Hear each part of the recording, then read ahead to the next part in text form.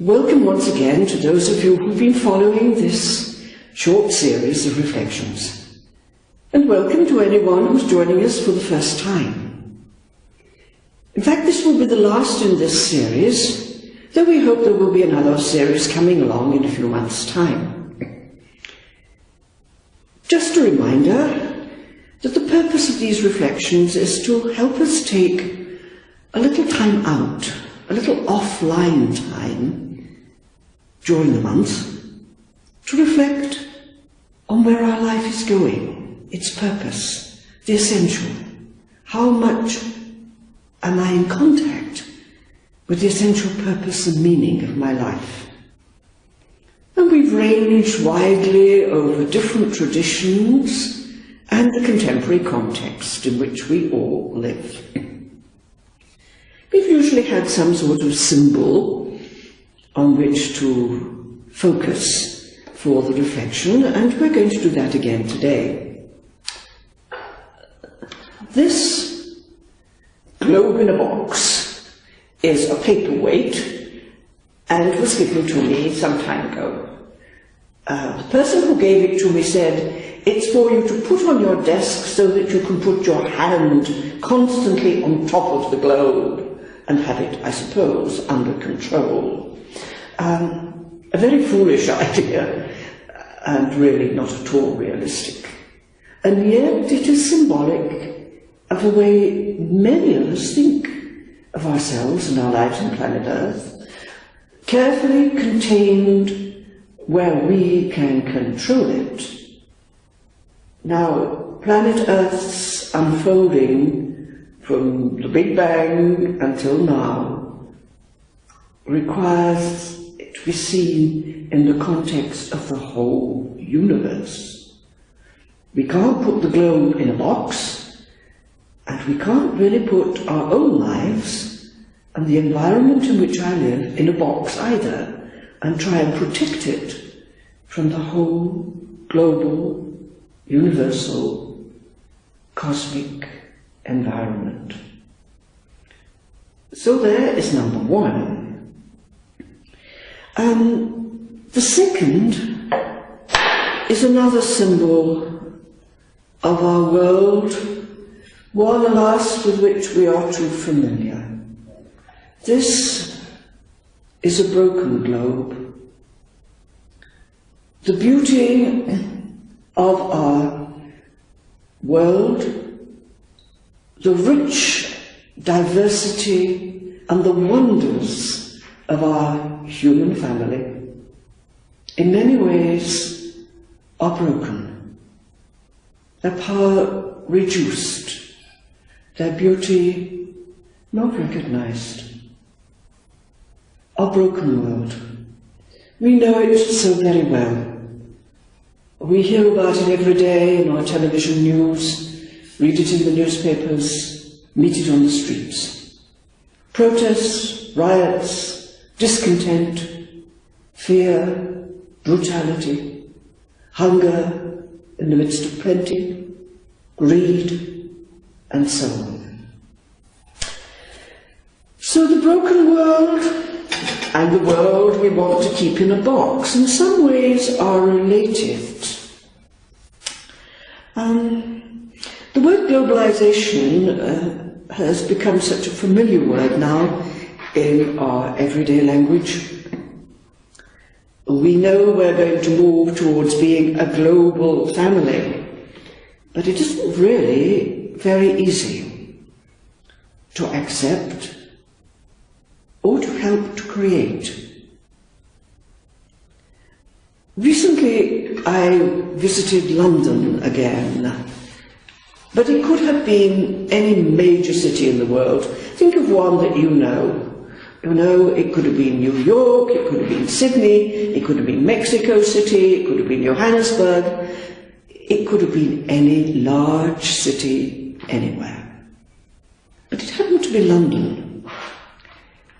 And what impressed me this time, although I know the city well, I have only come back to it and visited it from time to time. And what impressed me this time was how much of a global family it has become.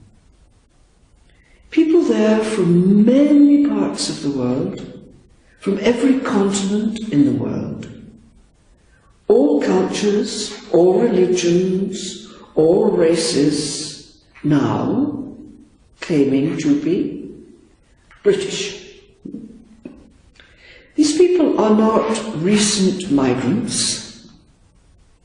They are third, fourth, even fifth generation who've all been born and grown up there. Children, parents, grandparents, great-grandparents, and so on. And we look and say, the global family is a reality. It's here. It is more visible, it is perhaps more developed in some parts of our planet than others, but it will come. The global family. If we looked at the faces of the people going past, we would have seen the same things that we will see in crowds everywhere, in every large city. Speed, hurry, anxiety. On the whole, an aging population. The age range of 60 plus, so the statisticians tell us, is increasing 5 times more quickly around the world than any other age group. Multicultural, race, language, a new global experience. Of course, we have very serious backlash reactions to this reality.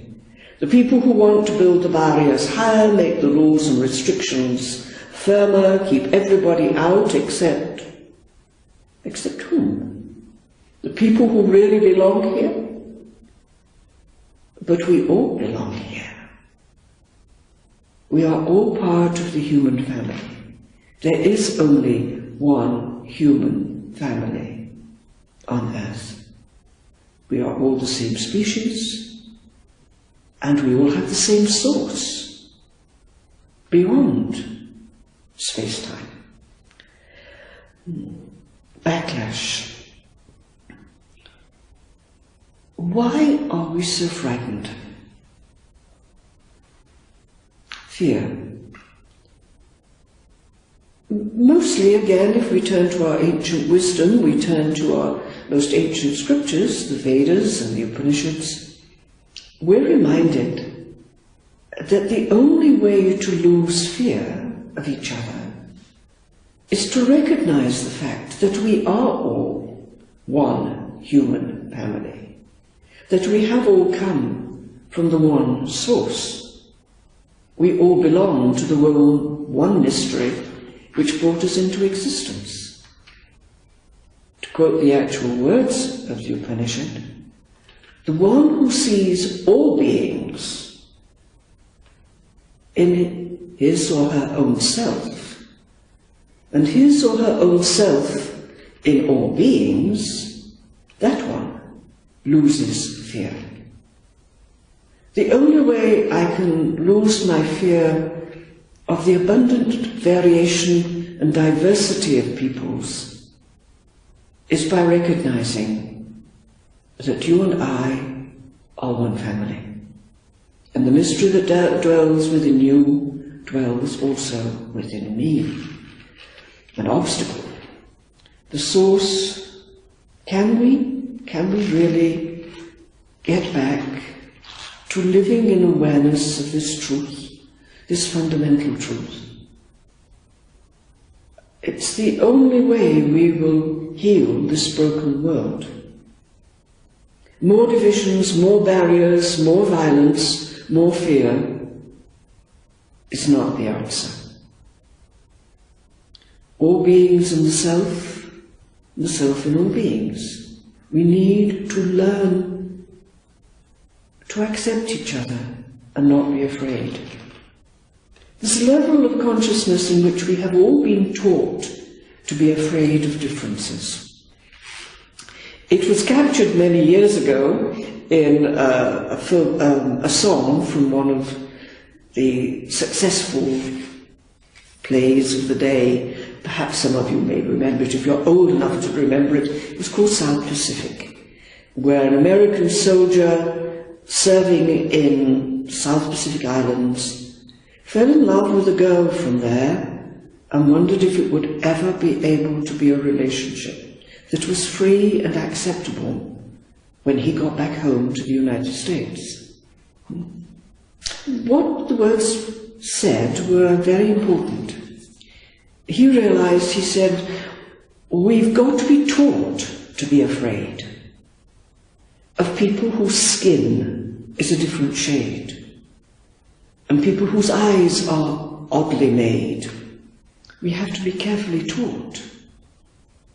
We have to be taught before it's too late, before we are 6, at the very least 8, to hate all the people our family hates. We have to be carefully taught. It's unfortunately true. Much of our fear of each other is being carried about in an unconscious way, at an unconscious level of reaction to the fear we have been taught about differences in culture, religion, language, ways of dress, political opinions, and so on. There is only one key that we have discovered to overcome that fear, to see all beings in the self and oneself in all beings, that we are one whole human family. The step after becoming a global family is going to becoming a universal family, of rediscovering the place our globe has and our family on this particular planet Earth has to the rest of the universe, or even to the rest of the other universes in the plural, if they do exist and if we discover them.